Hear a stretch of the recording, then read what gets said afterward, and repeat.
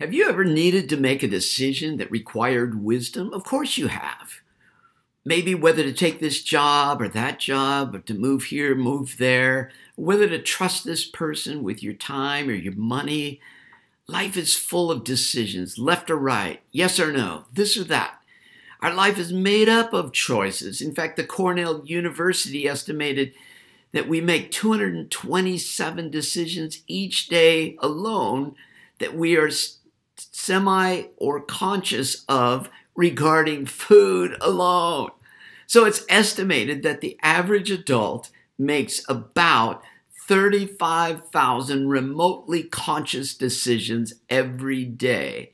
And so if a person lives to be the age of 80, has about 30,000 days in it, he or she will have made 1,022,000,000 remotely conscious decisions in a lifetime. That's enough to make us neurotic, because each decision has consequences, some small, some huge, good or bad. So James, right here at the beginning of his epistle, says, let's offer a solution. Let's ask God. What about that? Bringing God into our lives. Each decision, of course, carries consequences, and we need God to help us. Now, if you look at the context here, right in the beginning, it's all about trials and learning to persevere. How do I press on in the midst of a trial? That's where I need wisdom.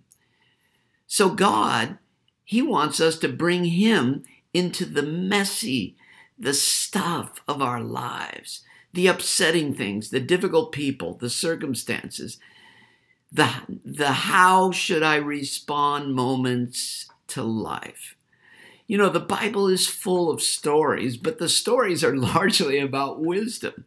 How Joseph responds to his brothers who betrayed him. How Esther goes before the king.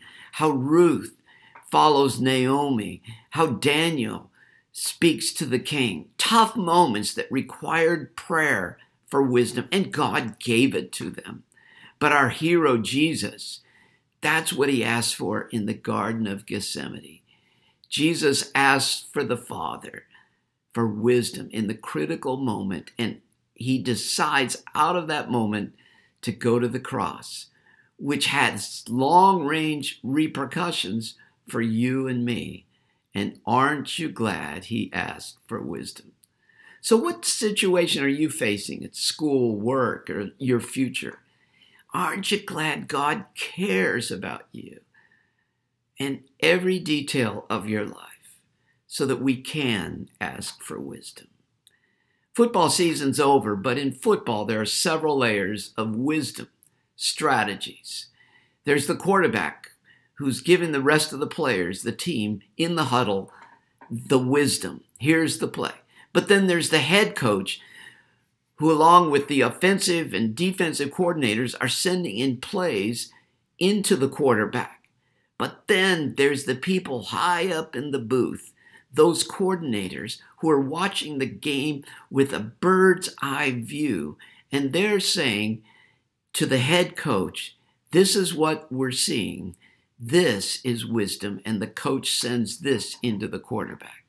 So God has this bird's eye view of your past, your present, your future regarding the direction of your life, and your decisions have long-term repercussions. So don't play the game of life without God. It's time to ask Him for wisdom. It's time to pray. God bless you.